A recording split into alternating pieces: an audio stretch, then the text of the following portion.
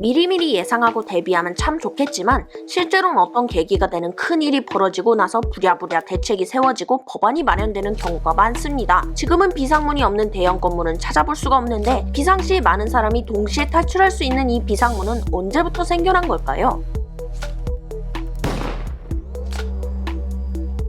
1883년 6월 16일 토요일, 영국 북동부 썬덜랜드의 빅토리아홀에서 일어난 일입니다. 열심히 자선활동을 했던 목회자 에드워드 백하우스의 기금으로 설립된 빅토리아홀에선 특히 가난한 어린이들을 위한 공연이 많이 열렸습니다. 사건이 일어난 날에도 어린이를 위한 마술 공연이 열렸고 부모님과 어린이를 합쳐 3천여 명이 좌석을 가득 메웠습니다. 사건의 직접적 원인은 공연 후 아이들에게 나눠주기로 한 무료 선물이었습니다. 공연 자체는 순조롭게 끝났지만 사람으로 가득 찬 공연장에 선물을 나눠주기 어려워지자 3층으로 이루어진 건물의 각층 출입구에서 선물을 나눠주기로 합니다. 그러나 표를 확인하기 위해 한 명씩만 통과할 수 있게 만들어진 좁은 문틈 사이로 어린이들이 달려들면서 앞서 있던 어린이들이 넘어지기 시작했고 그 사실을 모르던 어린이들은 계속해서 입구로 달려왔습니다. 마치 작년 이태원에서 있었던 비극적인 참사와도 비슷한 양상이었죠. 넘어진 아이 위에 밀려서 또 넘어지고 넘어지기가 반복돼 어른 키만큼 쌓였다고 합니다. 비명을 지르는 아이들을 구하고자 직원들이 달려와 빼내려고 했지만 아무런 소용이 없었고 위층에 올라가 아이를 빼내는 등 30분간 고군분투한 끝에 간신히 산처럼 쌓인 아이들을 모두 구조하는 데 성공했지만 아래에 깔린 아이들은 아무런 움직임도 보이지 않았습니다. 살아있는 아이들이 모두 구조된 후 드러난 건 참혹한 사망 현장이었죠. 아래에 깔려 숨진 어린이는 모두 183명이었고 대부분 7살에서 10살 정도였습니다. 이 사건을 계기로 많은 인구가 동시에 사용하는 대중시설에서 비상구를 반드시 설치하는 법안이 영국에서 통과됐습니다.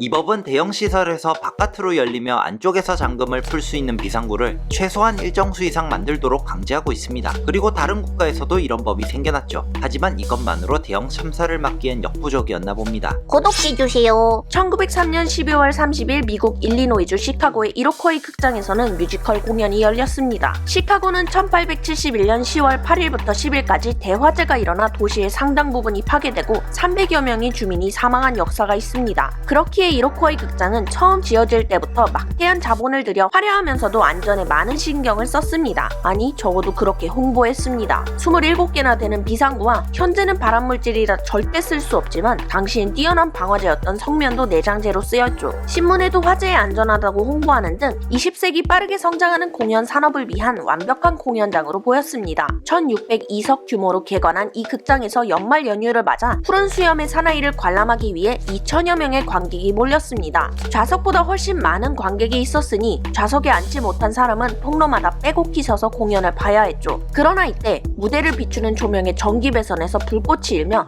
미국에서 가장 많은 사망자를 낸 화재 사고가 시작됩니다. 극장의 비상구는 돈 없이 몰래 들어오는 사람을 막고자 잠궈놨었고 잠기지 않은 문은 바깥에서 안으로 열리는 구조였으며 심지어 막이 바뀔 때마다 관객들이 좋은 자리로 몰래 내려오는 것을 막고자 층간 출입구도 잠겨 있었습니다. 화재를 막을 스프링클러나 화재 경보기 등도 없어 건물이 지어질 때 지적을 받은 적이 있었으나 무료 티켓을 나눠주는 식으로 무마했다고 합니다. 이렇게 화재가 발생하고 화재를 알아차린 관객들은 너도나도 비상구로 몰렸습니다. 하지만 앞서 말한 것처럼 비상구가 잠겨 있었거나 열기 어려운 특이한 구조로 되어 있어 사람들은 제대로 탈출할 수 없었죠. 불은 30분 만에 진압됐지만 소방대는 압사당한 사람들 때문에 문을 전혀 열 수 없었다고 합니다. 이 짧은 시간의 화재로 시카고 대화재보다 2배 가까이 많은 602명이 사망해버렸죠. 사고 후 시카고시는 모든 극장과 교회당을 폐쇄하고 소방시설 점검에 들어갔으며 이때를 기점으로 모든 비상구는 반드시 안에서 밖으로 열리고 절대 잠그지 않게 되었습니다. 또한 건물의 불이 꺼져도 비상구 표시 등은 반드시 켜져 있도록 했습니다. 이후에도 스코틀랜드 호그머나이의 한 극장에서 화재로 71명의 어린이가 사망하는 등 사고가 끊이지 않았습니다. 지금처럼 쉽게 열 수 있는 비상구가 대대적으로 마련되기 이전이라 그런 점도 있지만 패닉바가 아직 등장하지 않아서이기도 합니다. 아쉽게도 한국엔 패닉바가 설치된 건물이 아주 흔하진 않은데 패닉바란 이렇게 바 형태의 문 손잡이를 말합니다. 크래시바로도 불리며 이름처럼 급히 달려와 몸으로 부딪히든 손으로 살짝 누르든 아주 쉽게 문이 열리는 구조로 되어 있습니다. 중요한 발명을 한 근대인물 치곤 그리 잘 알려지지 않은 로버트 A. 브릭스라는 사람이 있습니다. 1868년 태어난 그는 기계공학을 공부했던 학생이기도 했고 2년간 토목공학 수습생으로도 진행 경력이 있습니다. 화재 사고를 지켜본 게 직접적인 원인일지는 알 수 없으나 그는 1891년 극장과 공공시설을 위한 개선된 빗장과 잠금장치라는 이름으로 특허를 냅니다. 이것이 바로 당시 처음 고안된 패닉볼트이며 이것이 발전해 현재의 패닉바가 되었습니다. 이후 1892년 개장한 뉴 엠파이어 극장에 이 장치가 바로 적용되었고 1911년 공연도 중 횃불을 쓰다 무대 휘장에 불이 붙으며 화재가 발생해 백스테이지에서는 사망자가 생겼으나 2,000에서 3,000명으로 추산되는 관객은 비상대피에 관한 어떤 것도 안내받지 못했으나 잠기지 않은 비상구와 패닉볼트 덕에 무사히 탈출할 수 있었습니다. 전 국민이 사용하는 가스레인지는 음식 조리 시 반드시 필요한 과전입니다. 요즘은 인덕션이나 전기레인지도 많이 쓰긴 하지만 여전히 가스레인지의 강력한 화력을 따라올 순 없죠. 그런데 가스가 점화되지 않은 상태에서 레버만 돌아가 있으면 쉬익 하면서 가스 새는 소리가 납니다. 이 상태로 가스가 일정 농도 이상 쌓이면 옷을 입을 때 정전기만 생겨도 집이 폭발할 수 있죠. 그러나 그 전에 가스 냄새만 나도 미리 대비할 수 있어 이런 사고는 극히 드뭅니다. 그런데 천연가스는 원래 냄새가 나지 않습니다. 1930년 텍사스의 러스크 카운티 뉴런던이란 마을에서 유전이 발견되며 대공황에도 어려움 없이 사람들이 잘 살아가고 있었습니다. 아니, 그냥 잘 사는 게 아니라 부자 마을이었다고 말해도 무방할 겁니다. 이곳에서는 1932년 꽤 큰 돈을 들여 학교를 지었는데 초등학교부터 고등학교까지 합쳐져 있었으며 실내 체육관과 야외 풋볼 경기장 등 큰 규모를 자랑했습니다. 다만 조금이라도 돈을 아끼고 싶었는지 증기 보일러 시스템이 있는 기존의 설계를 뒤엎고 가스 히터를 설치했습니다. 처음엔 아무런 문제가 없었으나 학교 관리자와 이사들이 돈을 더 아끼고자 한 가지 사항을 결정하면서 재난이 시작됩니다. 잘 운영되던 학교에서 1937년 돌연 유니언가스와의 천연가스 공급 계약도 취소해버리고 퍼레이드 가솔린 컴퍼니의 휘발유 정제 공장에서 생성되는 쓰레기 가스를 끌어오는 파이프라인을 연결했습니다. 당연히 이런 공사는 승인되지 않았으나 몰래 관행처럼 행해지곤 했다고 합니다. 이렇게 갑작스럽게 바뀐 설계로 연결된 파이프에서 가스가 새어나가기 시작했고 이후 학생들은 머리가 아프거나 눈이 따갑다는 불만을 토로했지만 당시엔 별 문제가 되지 않고 넘어갔습니다.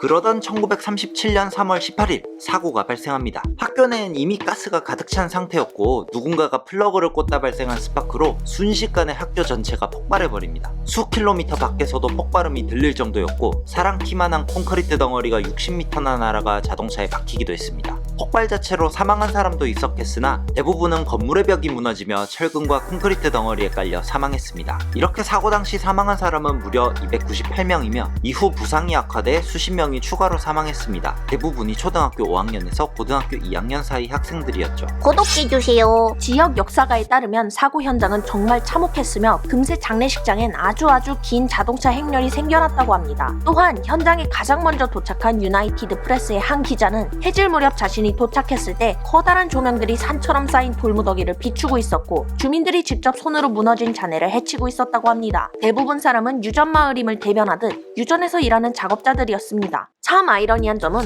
오일붐으로 부자 동네가 된 마을에서 고작 학교 난방비를 아끼려고 이런 나쁜 결정을 했다는 겁니다. 당시 돈으로 100만 달러를 들여 지은 학교에서 고작 한 달에 300달러가 들어가는 천연가스 비용을 아끼려다 사고가 난 것이죠. 소탐 대실이 너무나 잘 어울리는 상황입니다. 이 사고의 책임은 당연히 무단으로 가스 공급 파이프를 교체한 학교 관계자에게 물어야겠으나 지금 이런 일이 발생했다면 당연히 폭발 전에 이상 징후를 알아차릴 수 있었을 겁니다. 가스 냄새가 진동을 했을 테니까요. 우리가 쓰는 가스에서 냄새가 나는 이유는 부취제라고 부르는 화학 첨가물 때문입니다. 뉴런던 사고 이후 텍사스주는 가장 먼저 가스 누출을 알아차릴 수 있게 천연가스에 부취제를 첨가하는 법안을 통과시켰고 현재는 거의 모든 나라에서 가스에 첨가물을 넣어 가정과 시설에 공급하고 있습니다.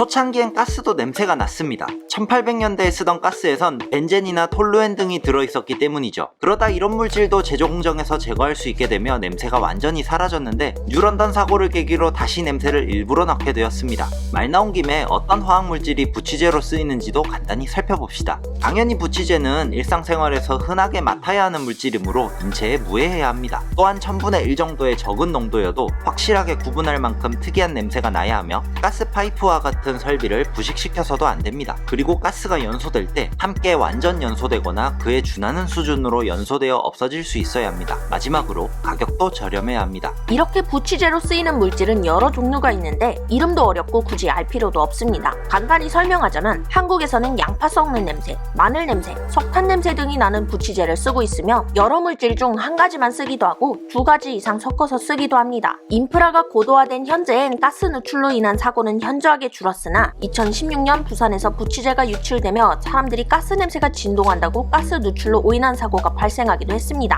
부취제가 없었다면 이런 해프닝도 없었겠지만 더 많은 가스 폭발 사고가 일어났을 수도 있다는 점을 감안하면 조금 과한 애교 정도로 생각해야겠습니다. 대형 건물엔 웬만해선 꼭 있는 이 회전문, 때로는 이 문이 오히려 불편하다고 여겨서 일부러 옆에 일반 문을 이용하는 분도 계실 겁니다. 생각해보면 다수가 한꺼번에 이용할 수도 없고 특히나 휠체어를 탄 사람은 큰 회전문이라도 쓰기가 어려운 경우가 많은데 회전문은 왜 있는 걸까요? 사람들이 많이 드나드는 건물에 오직 일반 문만 있다면 그 문이 닫혀있는 시간은 그리 많지 않을 겁니다. 냉장고 문을 잠깐 여는 사이에도 엄청난 열 손실이 생겨서 자주 여다 될수록 전기요금이 크게 올라가는 원인이 되는데 이는 건물도 마찬가지입니다. 그러나 회전문을 이용하면 사람들이 이용할 때 회전문 한 칸의 공기만큼만 외부로 유출이 되니 여름철 냉방이나 겨울철 보온에 아주 유리해집니다. 입구와 출구로 동시에 쓸 수 있다는 장점도 있고요. 그러다 보니 1800년대 후반 회전문이 발명된 이후 대형 건물 여기저기에 널리 쓰이게 되었죠. 그러나 이런 회전문은 많은 사람이 나뉘어서 수시로 드나들 땐 큰 문제가 없어도 많은 사람이 한 번에 들어오거나 나갈 땐 엄청난 혼잡도를 유발한다는 것이 최대 약점입니다. 그로 인해 발생한 대형 참사, 바로 만나보시죠.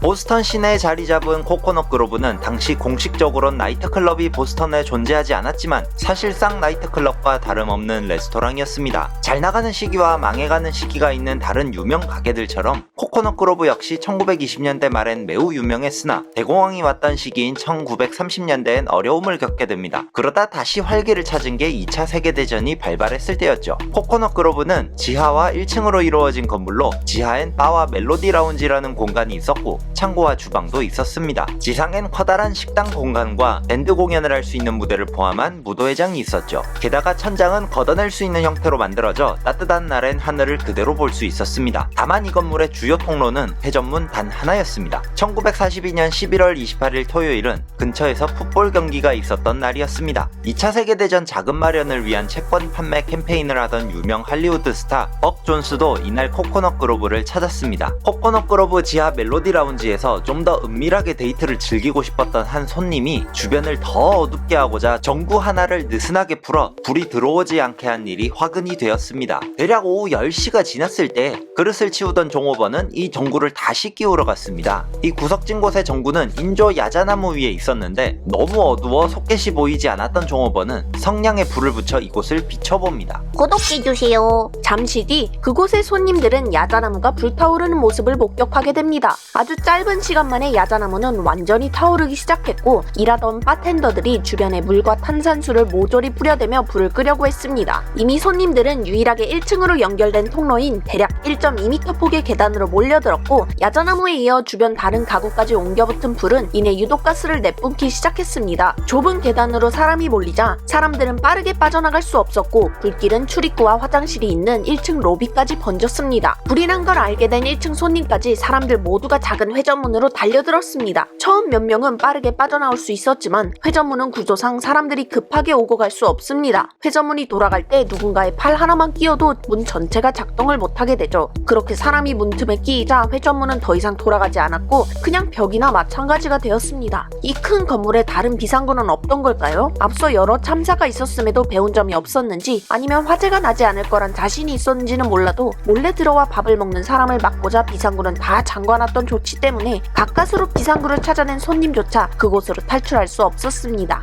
게다가 애초에 비상구인지 쉽게 알아보기도 힘든 구조이거나 사람들이 찾기 힘든 위치에 있었다고 합니다. 그뿐만이 아니라 정원이 500여 명인 이 건물엔 사고 당시 무려 1000여 명이 넘는 손님들이 있었습니다.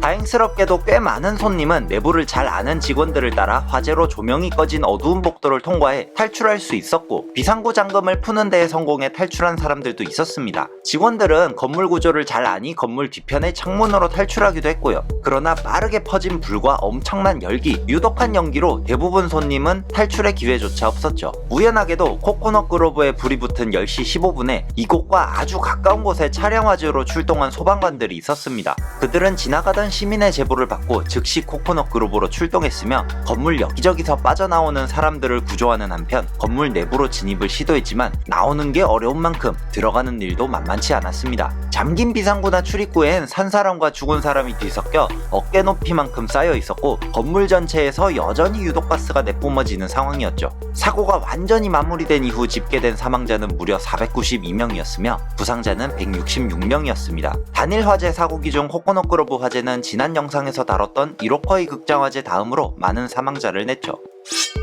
심각한 참사였던 만큼 주는 교훈도 많습니다. 비상구가 막혀있으면 안 된다는 점을 다시 깨닫게 해주었고 건물에 사용하는 불에 잘 타는 소재나 과한 인구 밀집도 위험하다는 걸 알 수 있었죠. 이와 관련한 건축법과 소방법이 개정되며 건물 내에 충분한 수의 스프링클러를 두고 난연성 소재를 쓰는 등 미국 전역은 더욱 엄격한 규제를 받게 되었습니다. 가장 중요한 점은 영상 맨 처음에 나왔던 회전문의 위험성입니다. 생존자의 증언과 회전문 앞에 시체가 쌓여있던 사실을 토대로 회전문 옆엔 반드시 일반문도 함께 설치하도록 강제하고 있으며 이는 한국을 포함한 대부분 나라가 마찬가지입니다. 에너지 효율을 위해선 불편해도 반드시 필요한 회전문, 그러나 비상 상황을 대비하자면 또 반드시 필요한 일반문. 그래서 지어진 지 오래되지 않은 새 대형 건물엔 회전문 대신 일반문을 이중으로 설치해 에너지 손실을 최소화하나 봅니다. 시청해주셔서 감사합니다. 이번 편에서 어떤 교훈을 얻으셨나요? 회전문은 편리하지만 거기 끼면 인생 끝난다. 편리하다고는 안 했는데 그냥 회전문 안에 들어가면 저절로 돌아가던데. 그거는 최근에 생긴 거고. 자네 도대체 나이가 몇인가? 언제적 얘기를 하는 건가 자네?